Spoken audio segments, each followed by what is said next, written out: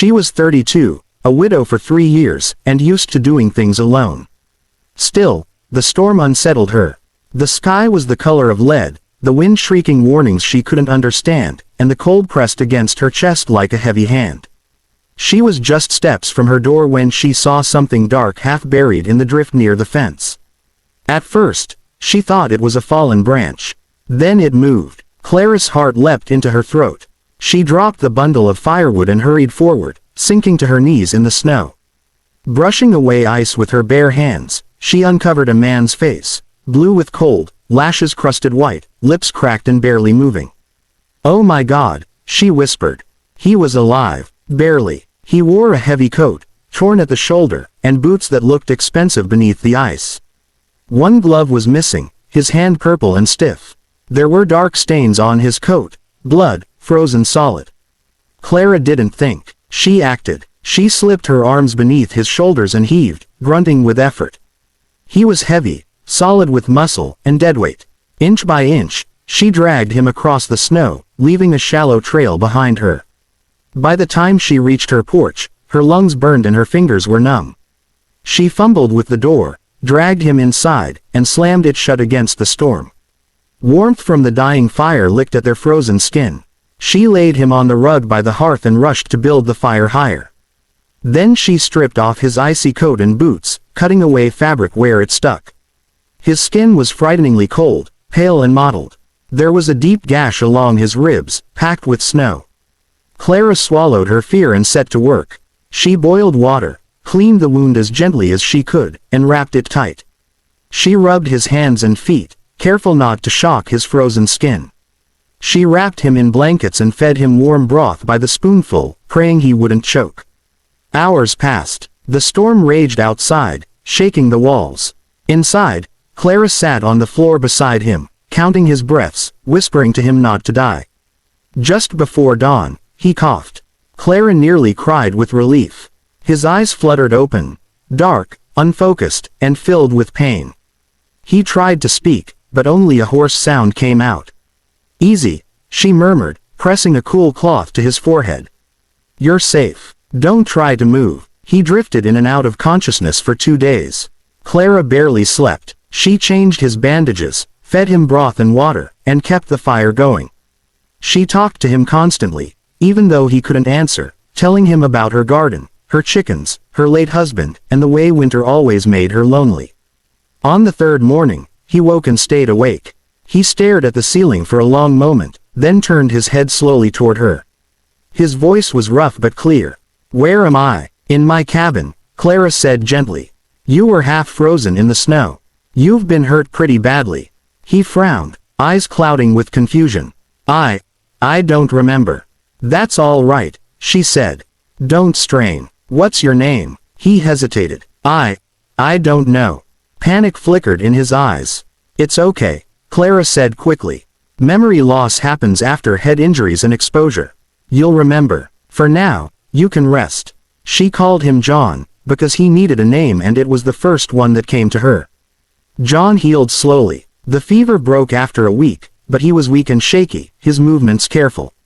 Clara helped him sit up, then stand. She cooked for him, washed his clothes, and kept him warm. He was kind, quiet, and grateful to the point of pain.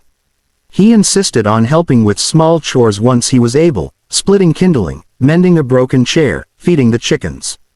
They talked for hours. He told her what little he remembered, fragmented images of riding hard through a forest, of shouting, of a sharp pain in his side.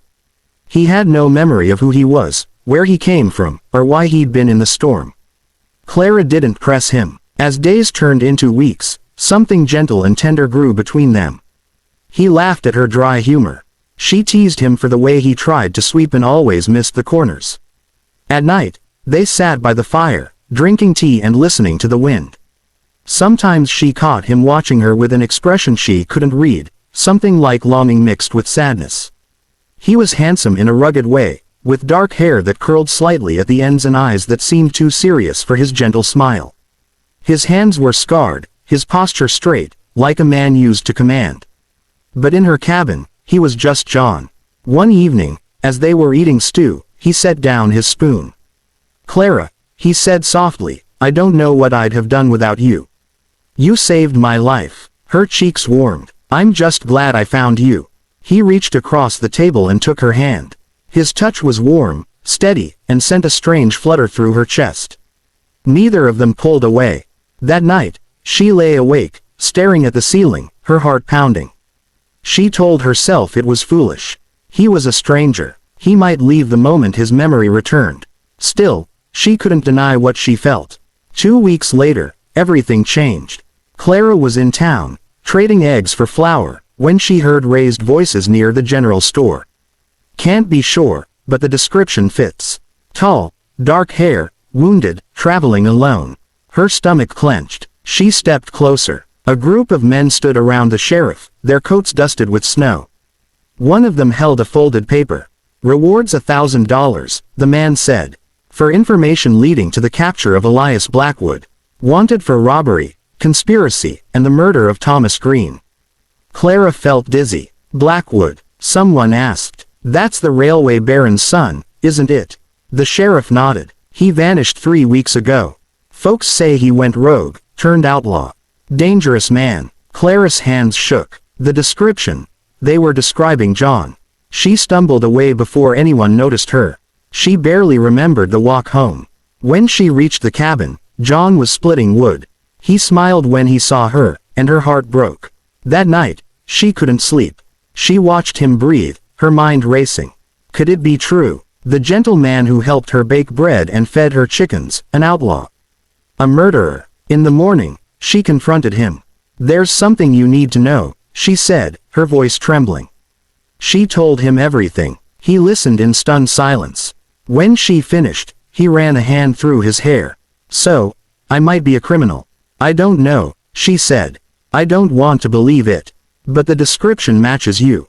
And you were hurt. You could have been running from something. He looked sick. If I really killed someone. Tears filled her eyes. I don't think you're that kind of man. He stood up abruptly and paced. I need to remember. I need to know the truth. The memories came back in fragments over the next 2 days. A confrontation in a warehouse. Raised voices. A struggle. A gunshot that wasn't his. Blood spreading across the floor. Running into the woods, wounded and terrified. He collapsed into a chair, burying his face in his hands. I didn't kill him, he said hoarsely. He was my father's partner. He tried to kill me. I fought back. The gun went off. I panicked. Clara knelt in front of him. Then you're innocent. Not in the eyes of the law, he said. They'll never believe me. My father. He'll let me hang before admitting his own crimes. Clara felt her chest tighten. What are you going to do? I can't stay here, he said. They'll come looking. And if they find me, you'll be in danger. Her eyes burned. I don't care. He took her hands. I do. You saved me. I won't ruin your life. She leaned forward and pressed her forehead to his.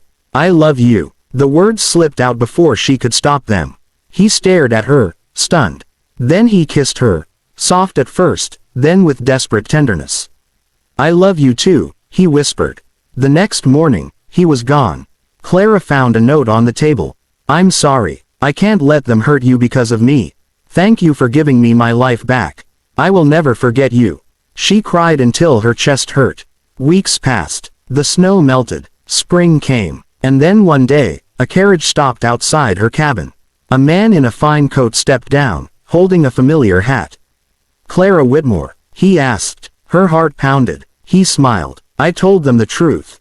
I brought proof. My father was arrested. The charges were dropped. Tears streamed down her face as she ran into his arms. You came back, she sobbed. I promised I would, Elias said softly. If you'll still have me.